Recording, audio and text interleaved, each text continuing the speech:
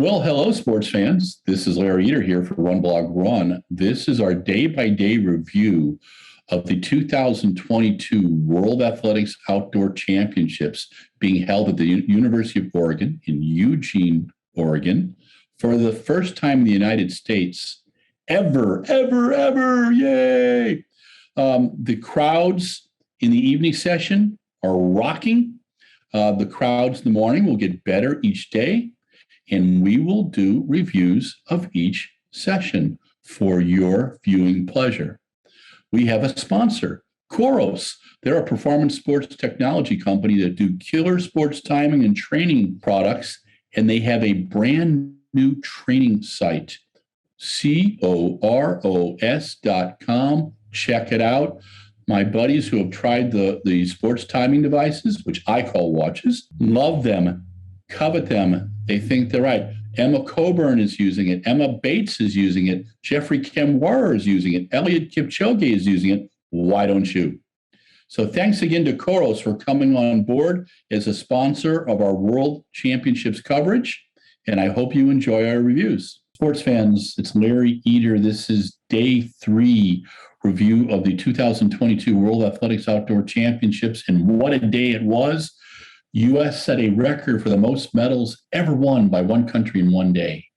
And we're going to start with the women's hammer throw. Brooke Anderson won the hammer with a throw of 78.96. She had led from the beginning. She was battling Cameron Rogers from Canada, the NCAA champion, and Janae Casanovoid, a Native American.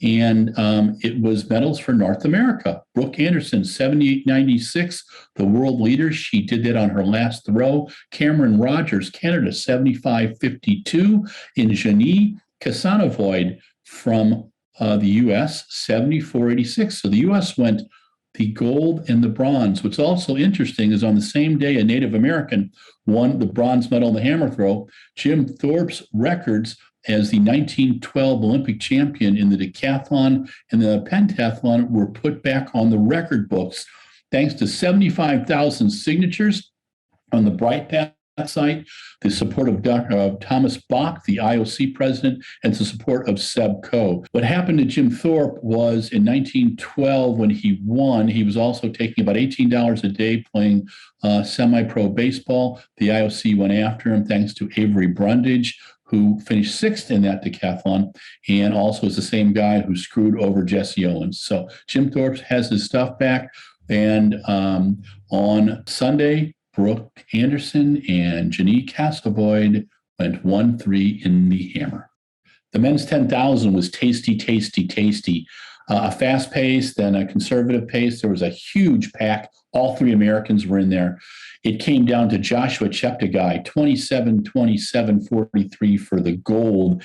He overcame his loss at the Tokyo Olympics last year. Now, Joshua is the world record holder at the 5K and 10K. He ran the last 800 in 1:53.4. Second place was Stanley Maburo from Kenya in 27-27-90. Stanley Maburo almost pulled off a Lassie Viren. He fell in the race, got up and took the silver.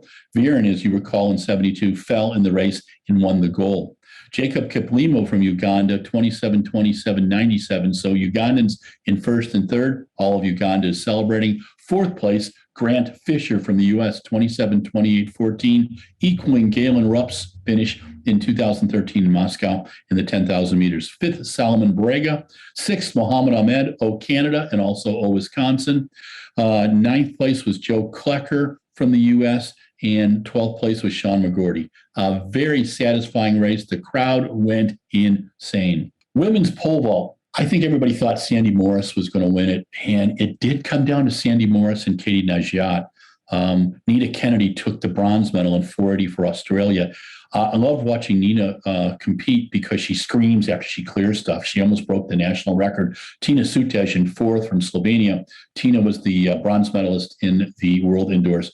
And that's the best performance ever by a Slovenian. And in 5th place, Katerina Stefanidi, Olympic and European champion and world champion. 6th place was Wilma Murto from Finland in 460. But it came down to Katie Najat, Olympic champion, Sandy Morris, world champion twice over. And at 485, both of them cleared it, except Katie cleared it on her first attempt. They both moved the bar to 490. Neither one of them cleared. So it came down to Katie on less attempts, winning the gold. Katie now has the Olympic gold medal and the World Championship gold medal in the same year. Sandy Morris, her third silver medal. Both are coached by Brad Walker. Brad lets them warm up and cool down together. Everything else is done separately. Brilliant competitors. They support each other. We all could learn from their level of support. The men's 400 final will be tasty, tasty, tasty. In the semifinals, Rai Benjamin won Heat 1 in 48.44 with Chahil Hyde from Jamaica in 49.09. In the second heat, Alison Dos Santos, 47.85, fastest time in the competition. Trevor Bassett, 48.17, and Rasmus Magai, 48.40. And in the third heat, Karsten Warholm, 48 flat, his best time since the Olympic time where he ran 45.94. Second place was Wilfred Hapio from France, 48.14 PB. Khalifa Rosser qualifies at 48.34. That final is going to be incredible. I just got to talk to you about the men's discus qualifying. One name, Mikolas Alekna. I know his dad, Virgilius. Virgilius is a monster, about 6'9". The guy could throw a car with his one arm.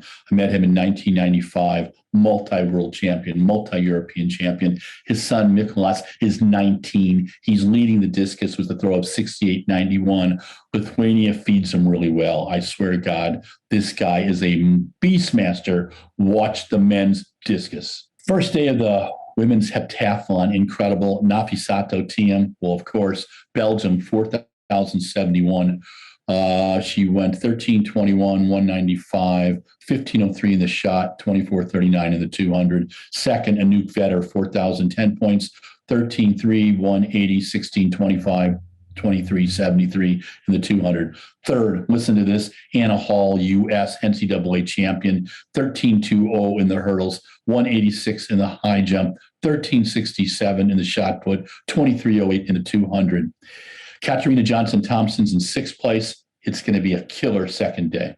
Men's 1,500 is rounding into fascinating race. In the semifinal one, Josh Kerr from Great Britain, the Olympic bronze medalist, won 3:36.92. The guy was like flossing his teeth, smiling the whole way. He was in a happy place. Mario Garcia, second. Jakob Ingebrigtsen, Olympic champion, third. Timothy Chariot, the silver medalist in the Olympics, fourth. Ignacio Fontes, fifth. Who didn't make it? Ali Hoare.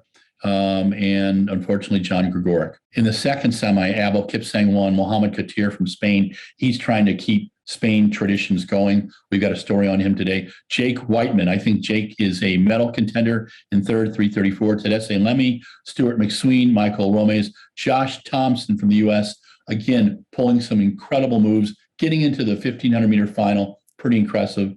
Josh Thompson has got wheels. He could be a big surprise. Men's shot put, you knew it was going to be tough because Joe Kovacs, who had won 2 world championship titles, won at a third. He set the record, the meet record of 22.91 in Doha. Ryan Krauser second, Thomas Walsh third. Thomas Walsh was second, Ryan Krauser was third. And at the World Indoors this year, Ryan Krauser finished second. So here's what happens. Ryan Krauser opens the throwing up at 22:39. Joe Kovacs comes back with 22.63. Ryan Krauser retorts. Joe Kovac retorts. Joe Kovac goes up to 22.89. Seasonal best, just under the championship record. Ryan Krauser, 22.94. New championship record. The only title that's eluded him, he gets. Ryan Krauser gold. Joe Kovacs silver. And did I say Josh Awatunde, PB 22.29. U.S. went 1, 2, 3. It's been a long, long time since the U.S. did that. I think we go back to like the 50s, man. I will check it out and geek you out on RunBlogRun. Check out our new site. Men's 110 hurdles. Best thing that ever happened to Grant Holloway was getting beat in Tokyo last year. Why? Because he's focused. Mike Holloway, him and his family are working together. Grant is focused. And what happened in the world champs? It reminded me of the 1996 100-meter final where Donovan Bailey won. Here's why. During the warm-up, Hensley Parchment, Olympic champion, was going over a couple hurdles, strained his hamstring. He was out of the competition. Field is down to 7. Then they line up, take your mark, set, boom. Devon Allen. In an incredible Italian opera, Devon Allen, who set the world leader of 1284 at the Icon Stadium, made the U.S. team at the U.S. Champs, then lost his father the same day when he was at Icon. He's been grieving. He's been dealing with all that. He false started in the final. He didn't believe he false started, went over, as is his right, asked to see the screen, went back to the line, was trying to decide what he's going to do. Grant's trying to keep his shit together. Trey Cunningham's trying to keep his shit together, as is everybody else. Devon decides to go in. They're not going to start the race without Devon leaving, so Devon leaves. In the final, Grant Holloway got a great start. Boom, boom, boom. He remembered 10 hurdles, as Gail Devers said on TV. He won in 13:03, defended his title, looked fantastic. World indoor champion, world outdoor champion in 1 year. Trey Cunningham, new pro, also running for Adidas, 13:08, silver medal. Asier Martinez, former Cuban, now with España, 13:17 PB. He looked great. It's nice to see the Spanish runner do well. Damian Zeiker, fourth, 13:32. And in fifth, Joshua Zeller from Great Britain, 13:33. Shane Brathwaite of Barbados was DQ'd. I don't know why. So it was no Shane Brathwaite, no Devon Allen, no Hensley Parchment. Grant kept his shit together and won. Great job, Flamingo. Women's 100 meters was always going to be the highlight of the day 3. The problem was they didn't tell the hammer throwers, they didn't tell the men's shot putters, they didn't tell the men's 110 hurdlers, they didn't tell the men's 10,000s. Great events for the entire day. But it came down to this.